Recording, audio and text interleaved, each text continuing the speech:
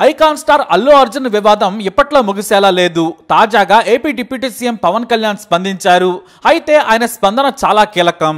ఎందుకంటే ఆయన ఏపీ ఉప ముఖ్యమంత్రి మాత్రమే కాదు, టాలీవుడ్ బిగ్గెస్ట్ స్టార్. పైగా అల్లు అర్జున్ ఫ్యామిలీకి చాలా దగ్గర వ్యక్తి. కానీ ఎన్నికలకి ముందు అల్లు అర్జున్ తన స్నేహితుడు శిల్పారవికి మద్దతు ఇచ్చాడు. అంటే టీడీపీ జనసేన కూటమికి వ్యతిరేకంగా వ్యవహరించాడన్నమాట. ఇలాంటి సమయంలో Pawan Kalyan comments hot topic గా మారాయి. ఈ ఘటనలో డైరెక్ట్ గా అల్లు అర్జున్ పేరు చెప్పకుండానే ఆయనదే తప్పని తేల్చారు పవన్ కళ్యాణ్. ఘటన జరిగిన మరునాడే బాధిత కుటుంబాన్ని కలిసి అండగా ఉంటామని చెబితే సరిపోయేది.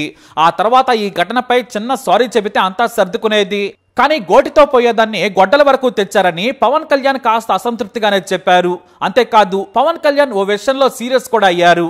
ఈ సంధ్యా థియేటర్ ఘటనలో ఎక్కడో మానవతా దృక్పథం లోపించిందని చెప్పకనే చెప్పేశారు.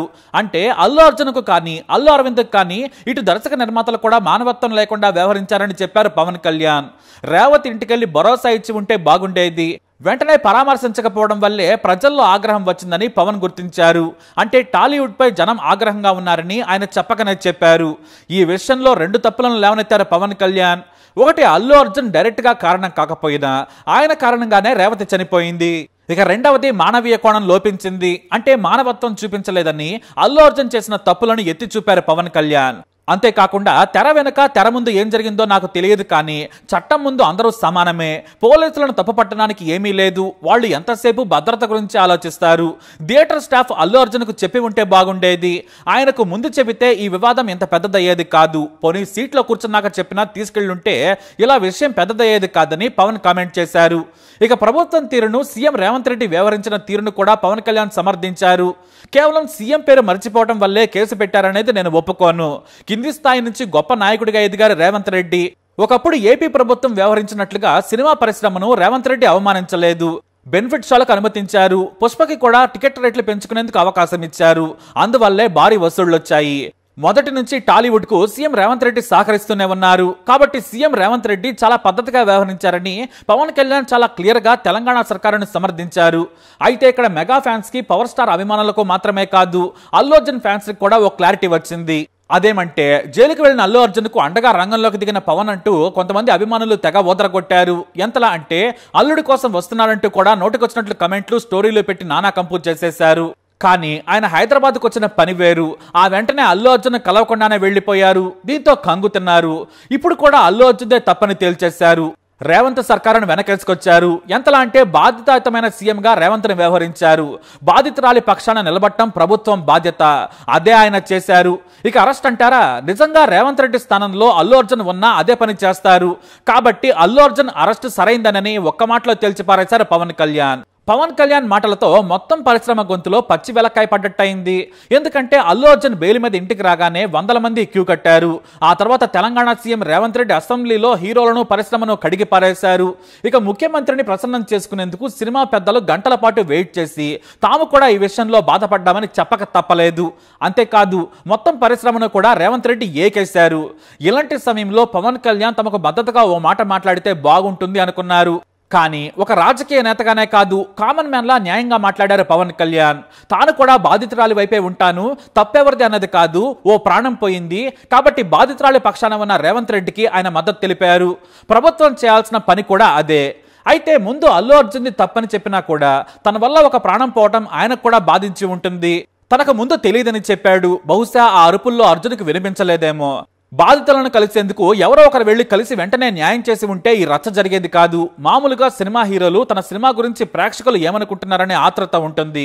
గతంలో మెగాస్టార్ చిరంజీవి గారు కూడా ప్రేక్షకులతో కలిసి చూశారు. కానీ ఆయన ముసుగేసుకుని వెళ్లేవారు. నేను కూడా అలా చాలాసార్లు వెళ్ళాను. ఇక ఫ్యాన్స్ మధ్యలో ఉంటే చేయి ఊపాలని, అభివాదం చేయాలని ఎవరికైనా ఉంటుంది. కాబట్టి అల్లు అర్జున్ ఒక్కడనే దోషిగా చుట్టం కూడా కరెక్ట్ కాదని చెప్పుకొచ్చారు పవన్ కళ్యాణ్. ఇక్కడ అల్లు అర్జున్ పై, పరిశ్రమపై కోపం రావడానికి ఒకటే కారణమన్నారు పవన్. మానవత్వం లోపించిందని తేల్చి పడేశారు. ఇక ఫ్యాన్స్ మధ్యకు వెళ్ళినప్పుడు అభివాదం చేయాలి, ఫ్యాన్స్ ని పలకరించాలి, లేదంటే పొగరు బలిపని కూడా చర్చ మొదలు పెడతారని చెప్పారు పవన్. పవన్ కళ్యాణ్ మాట్లాడుతున్న సమయంలో ఓ ఆసక్తికరమైన విషయం కూడా జరిగింది. కొన్ని ప్రశ్నలకు పవన్ కళ్యాణ్ సమాధానం చెప్పలేక దాటవేసే ప్రయత్నం చేశారు. ఆ సమయంలోనే మీ ఫ్యామిలీ మెంబర్ కదా అంటే కోపంతో ఊగిపోయారు పవన్. ఇప్పుడు మనుషులు చనిపోతుంటే సినిమాల గురించి ఎందుకు, బియాండ్ సినిమా గురించి చర్చ పెట్టండి అరాచకాలపై కాదన్నారు. చివరకు ఆయన మాట్లాడారు. అయితే పవన్ కళ్యాణ్ ఈ వ్యవహారంలో చాలా జాగ్రత్తగా మాట్లాడారని చెప్పొచ్చు. ఎందుకంటే గేమ్ చేంజర్ ప్రమోషన్ ఈవెంట్కు రావాలని నిర్మాత దిల్ రాజు కలిశారు. ఆయన ఎఫ్డీసీ చైర్మన్ కూడా. తెలంగాణ సీఎంకు చాలా దగ్గర మనిషి. దీంతో ఆ రోజు ఏం జరిగింది, మీటింగ్లోని చర్చలే కాదు అల్లు అర్జున్ వివాదం గురించి కూడా తెలుసుకున్నారట పవన్. ఆయనతో చర్చ తర్వాతే పవన్ కళ్యాణ్ చాలా సుదీర్ఘంగా మాట్లాడారు. ఇక అదే సమయంలో తన ఓజీ గురించి కూడా మాట్లాడారు. నేను ఎక్కడికి వెళ్ళినా ఓజీ ఓజీ అని అరుస్తున్నారు, అవి నాకు బెదిరింపుల్లా ఉన్నాయి. నేను ఓజీకి హరిహర వీరమల్లకి డేట్స్ ఇచ్చాను, కానీ వాళ్లే పూర్తి చేసుకోలేకపోయారు. కమిట్ అయిన సినిమాలను పూర్తి చేస్తారని చెప్పుకొచ్చారు పవన్. అంతేకాదు తనకు కులపిచ్చి లేదని, కందల దుర్గేష్ ఏ కులమో కూడా తెలియదు, జనసేన పార్టీకి పనిచేశారు కాబట్టి పదవిచ్చామన్నారు.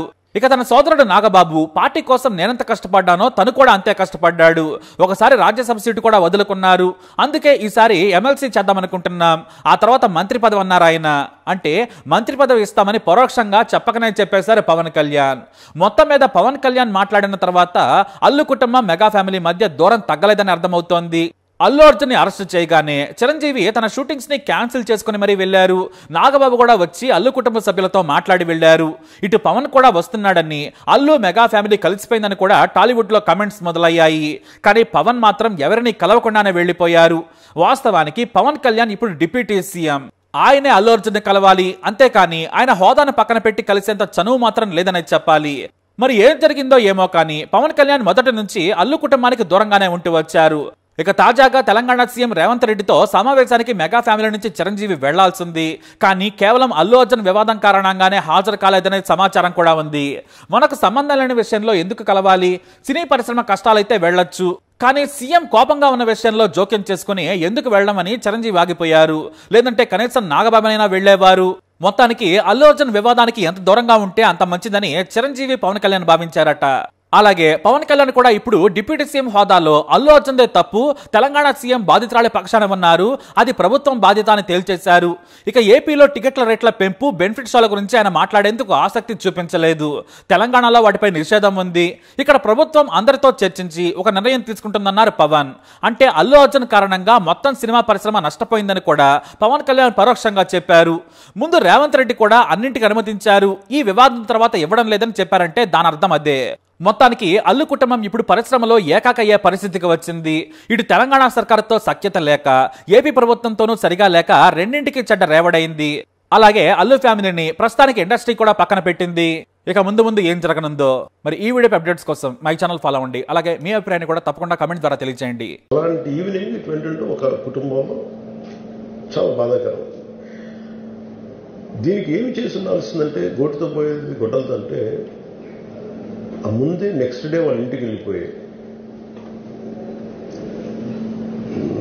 హీరోకి కూడా తెలియకర్లా, అల్లు అర్జున్ గారు కూడా తెలియకర్లా, ఇంకా ఎవరన్నా వెళ్ళి డైరెక్టర్ ప్రొడ్యూసర్స్ వెళ్ళి మీ బాధలో మేము ఉన్నామని చెప్పున్నాల్సి. Let it be director, let it be producers, entire film unit వెళ్ళి చెప్పుంటే ఫస్ట్ అది రప్చర్ అవ్వకుండా ఉండేది. మేబీ అది చేశారు లేదు నాకు తెలియదు, but this what I feel. నాకు తెలియదు చేశారా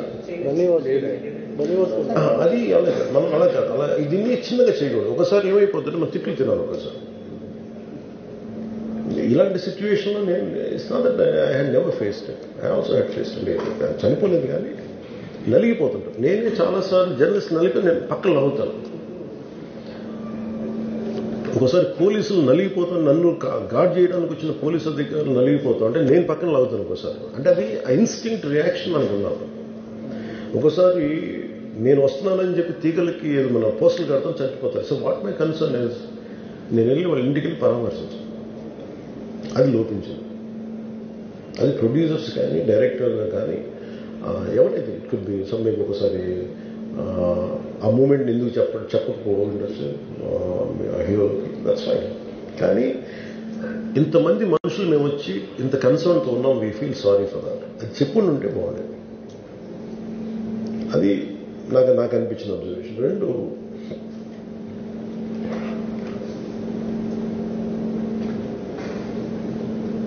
అడిక్వేట్ అరేంజ్మెంట్ చేసుకుని ఉండాల్సింది. ఒకసారి అభివాదం చేయకపోతే ఏమైపోద్దంటే, and I'm trying to be as objective as I can be. ఒకసారి అభివాదం చేయకపోతే ఏమైపోద్దంటే మీకు కావాలని అది సెలబ్రేట్ చేసుకున్నట్టు కాదు. ఒకసారి లోపల ఏం జరిగిందో, ఇప్పుడు ఈ రూమ్లో జరిగింది మనం అందరికీ తెలుసు, బయట ఉన్న 10,000 మందికి తెలియదు. నేను వెళ్ళకపోతే మళ్ళీ పొగరనుకుంటాను. So even hero has the thought, any hero will have thought process, లేదు అలా చెయ్యి లోపాలి, నమస్కారం పెట్టాలని బేసిక్, అది ఎంజాయ్ చేయటం కాదు. That is one aspect we have to look in to. ఆ తర్వాత at least third day he should have visited. కానీ భయం ఏముంటుంది, ఇబ్బంది ఏముంటుందో చెప్తాను.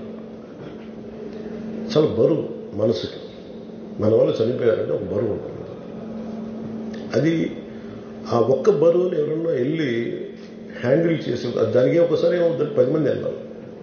Maybe they should have taken aversion, వెళ్ళి కూర్చొని మాట్లాడి తప్పు జరిగిపోయింది, మా ప్రమేయం లేకుండా తప్పు జరిగిపోయింది, వీఆర్ సారీ, మా సాలిడారిటీ చూపిస్తున్నాం, వెళ్ళి ఆ బిడ్డ కోసం వెళ్ళి ఆ మహంకాళం గుడిలో ప్రార్థన చేస్తున్నారు. There are many ways to say that I'm sorry.